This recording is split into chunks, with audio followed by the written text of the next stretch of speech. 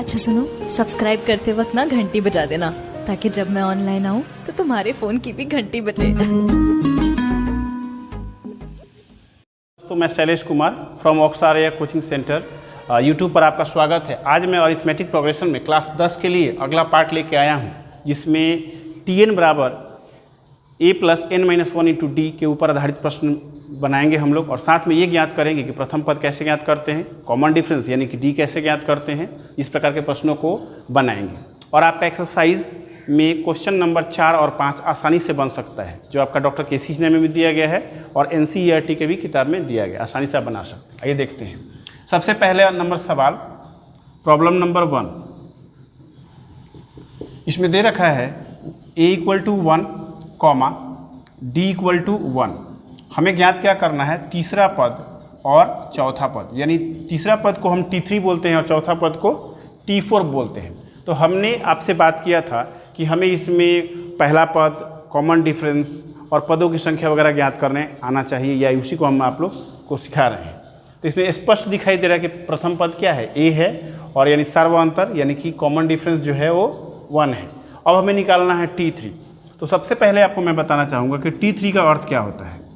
T3 का अर्थ होता है a + 2d। लेकिन ये आया कैसे, आइए देखते हैं। सबसे पहले चूँकि हम लोग जानते हैं कि Tn का फॉर्मूला होता है a + n-1 इंटू डी। फिर से समझ लें, Tn का फॉर्मूला होता है a + n-1 इंटू डी। तो यहाँ पर जब n है तो यहाँ पर क्या होगा, n हमें निकालना है, इसलिए T3 निकालना है। तो यहाँ पर रखेंगे a की जगह पे a प्लस यहाँ पे होगा 3 - 1 इंटू डी। आप देखिए, जब यहाँ पर n है तो यहाँ पर n है, 1 से d से a से कोई मतलब नहीं है। उसी प्रकार जब यहाँ पे 3 होगा तो यहाँ पे क्या होगा, 3 होगा।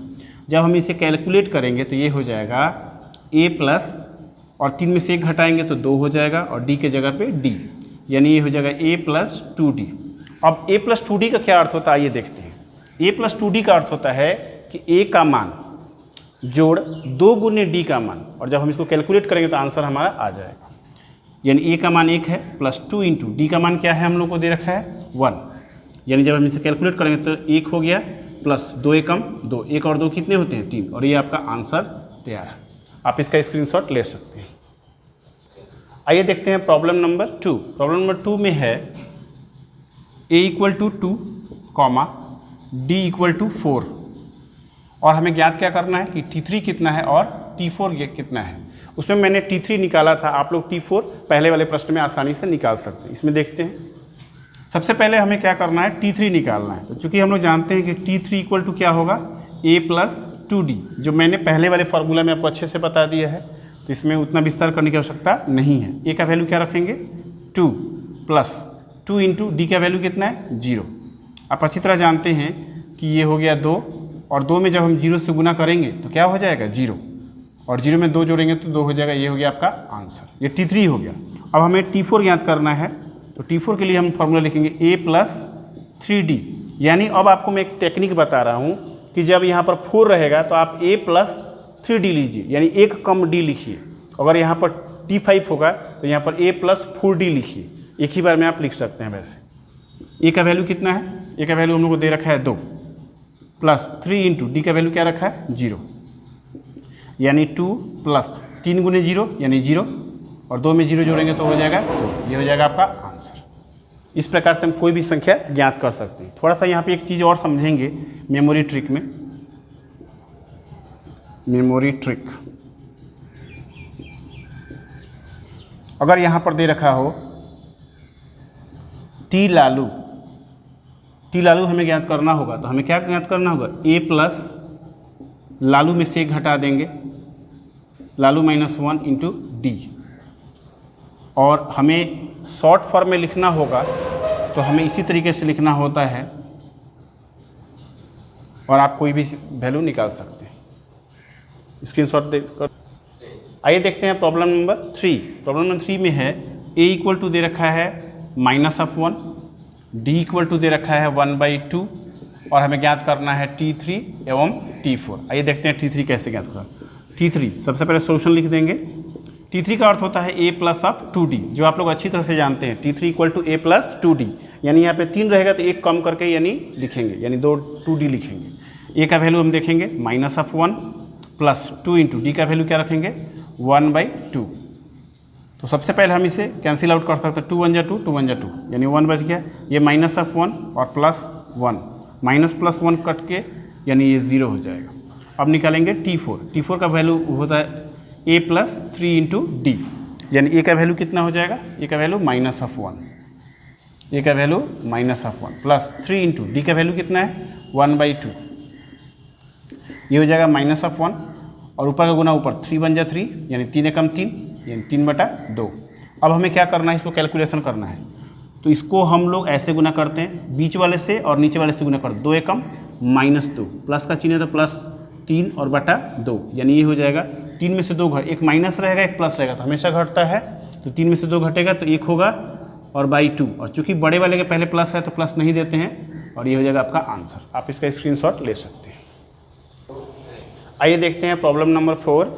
a equal to -1.25, d equal to -0.25। हमेशा इसको पॉइंट के बाद यानी दशमलव के बाद एक एक अंक करके पढ़ना चाहिए, यानी आप ऐसे अगर पढ़ते हैं 1.25 तो गलत हो जाएगा। देखते हैं T3, यानी सोल्यूशन लिखेंगे सबसे पहले। T3 का मतलब होता है a प्लस ऑफ 2d, अर्थात a का मान हम रखेंगे -1.25 और प्लस 2 इंटू डी का वैल्यू -0.25, और हमें इसे गुना करना होगा, यानी -1.25 ऐसे लिख देंगे। प्लस इंटू माइनस, पहले साइन में मल्टीप्लाई होगा तो प्लस इंटू माइनस क्या हो जाएगा माइनस।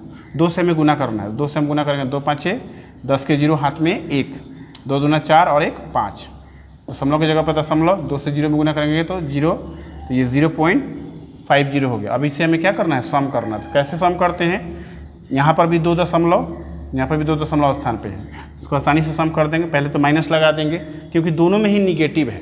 जब 2 निगेटिव क्वांटिटी हो तो उसे हम जोड़ते जरूर हैं, लेकिन साइन क्या लगाते हैं, माइनस लगाते हैं।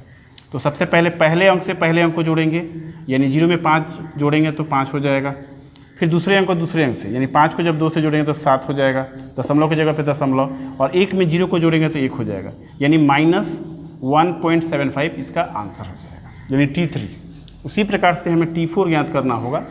T4 के लिए a प्लस ऑफ 3d, यानी कि a का वैल्यू कितना हम रखेंगे -1.25 प्लस 3 की वैल्यू 3 और d का वैल्यू कितना -0.25। मल्टीप्लाई करें हम, -1.25 ऐसे लिख देंगे, इसको मल्टीप्लाई करेंगे, 3 5 जा 15, यानी 3 5 6, 15 का 5 हाथ में 1, 3 दूना 6 1 7, दशमलव की जगह पे दशमलव, 3 गुणे 0 यानी 0, और ये प्लस इंटू माइनस यहाँ पे हो जाएगा minus.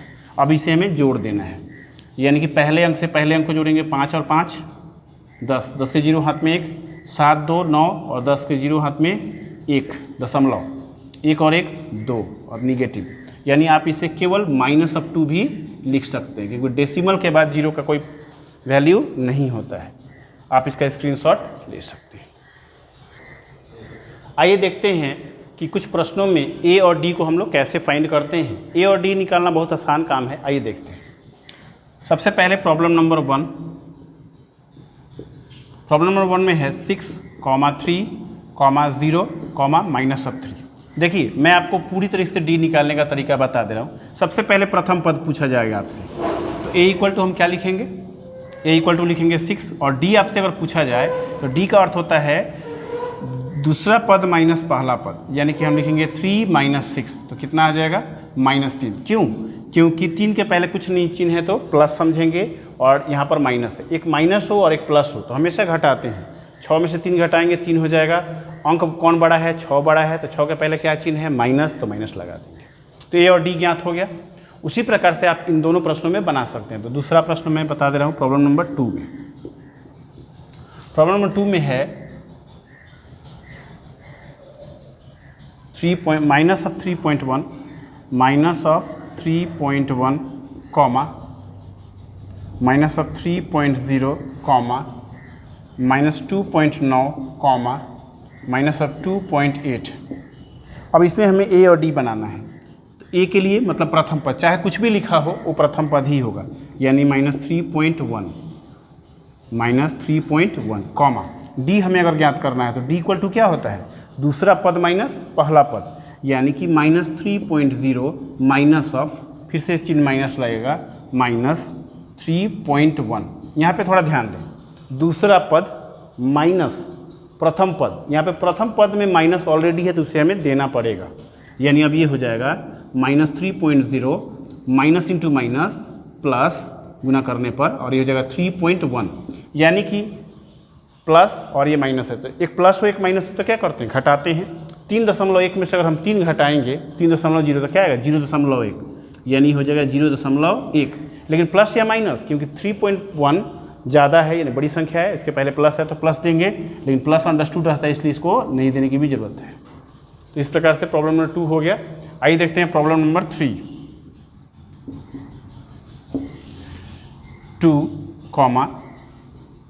2 integer 1/3, 2 integer 2/3, 3 and so on. सबसे पहले प्रथम पद आपसे पूछा जा रहा है, तो प्रथम पद क्या बताएंगे 2, और डी निकालना है, तो डी इक्वल टू क्या होता है, दूसरा पद माइनस प्रथम पद, यानी दूसरा पद माइनस पहला पद, यानी दूसरा पद क्या है 2.1/3 घटाव 2। इसको हम लोग कैसे कैलकुलेट करते हैं, नीचे वाला से बीच वाला में गुना करते हैं, यानी कि 3 दूना 6, 6 और 1 7, यानी 7/3, और इसमें से घटाना है 2। तो फिर इसको हम कैसे घटाते हैं, आइए देखते हैं। 3 दूना 6, यानी 7 - 6/3, यानी कि हो जाएगा 1/3। इस प्रकार से ये आंसर हो गया, और ये आपका स्क्रीनशॉट तैयार है।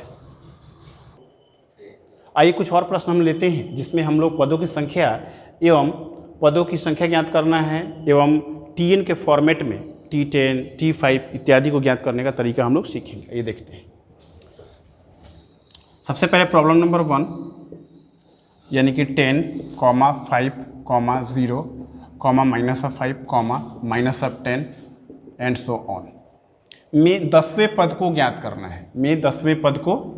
है, यानी इसमें हमें T10 फाइंड करना है कि T10 यानी 10वां पद क्या होगा।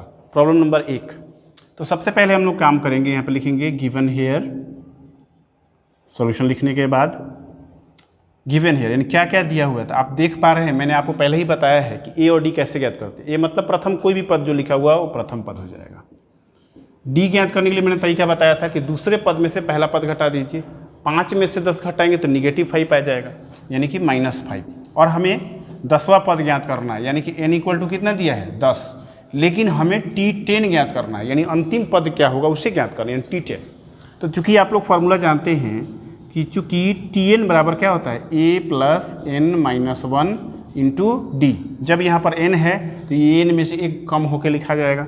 तो उसी प्रकार अगर हमें लिखना होगा T10, तो हमें लिखना होगा a + 10 - 1 × d। थोड़ा ध्यान दें, टैग पर ध्यान देंगे, जब n है तो यहाँ पर भी n है, जब 10 है तो यहाँ पर भी क्या होगा 10, बाकी जैसा है का तैसा, यानी फिर हम इसको लिखेंगे T10 बराबर, हमें T10 ज्ञात करना है, तो T10 की इक्वल a का वैल्यू क्या दिया हुआ है, a का वैल्यू 10 प्लस 10 में से 1 घटाएंगे तो कितना हो जाएगा 9, और d के जगह पे हम क्या लिखेंगे, d की जगह में -5, यानी -5। अब आपका आंसर हो जाएगा 10, 9 चौके सॉरी यहाँ पे d की जगह 5 है, 9 × 5 = 45, यानी कि -45 हो जाएगा, और +10 और -45 यानी कि -35 होगा। क्यों?